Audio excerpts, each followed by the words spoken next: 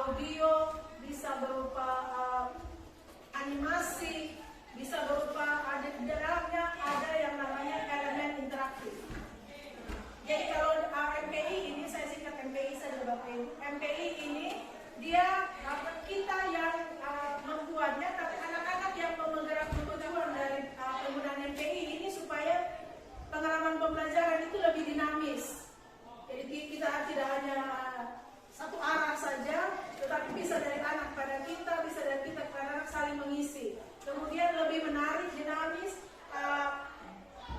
partisipatif dan menarik. Partisipatif, ada partisipasi dari anak-anak. MPI ini kita lihat dia punya perbandingannya. Kalau kita pakai PowerPoint itu kita kontrolnya pada penyaji.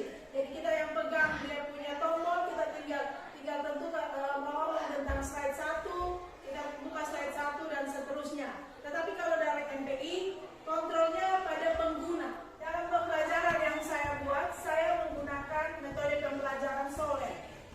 SOLE ini metode pembelajaran yang akronim dari Self-Organized Learning Environment.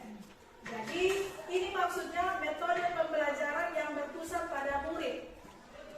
Artinya bahwa kita hanya memberikan rangsangan pada murid, sama seperti dalam pembelajaran kita berikan pertanyaan pemantik, kemudian nantinya secara keseluruhan materi yang diberikan itu kita berikan kesempatan pada anak untuk mereka mencari sendiri informasi apapun dari HP yang mereka gunakan, HP yang mereka miliki. Mereka mencari informasi apapun dan mereka menyimpulkan sendiri, kemudian hasil kesimpulannya itu mereka presentasikan ke depan.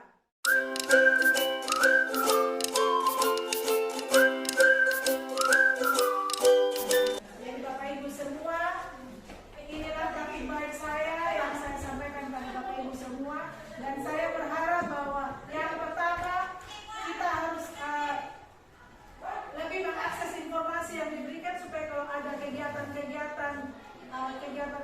dari kementerian yang bersifat online, kita bisa mengikutinya. Sehingga bisa menambah kita punya pengetahuan, kita bisa meningkatkan kita punya kompetensi dalam kita mengajar anak-anak dalam proses pembelajaran literasi. Yang kedua, biarlah praktik baik yang saya sampaikan ini bisa menjadi kita berbagi, kita bisa menjadi pembelajaran buat kita semua bahwa hal-hal yang baik kita terima, hal yang kurang baik kita tinggalkan itu, supaya hal yang baik itu bisa kita pakai untuk peningkatan kita punya kemampuan dalam proses pembelajaran dan kita lakukan sehari-hari. Mungkin itu saja, terima kasih atas kesempatannya.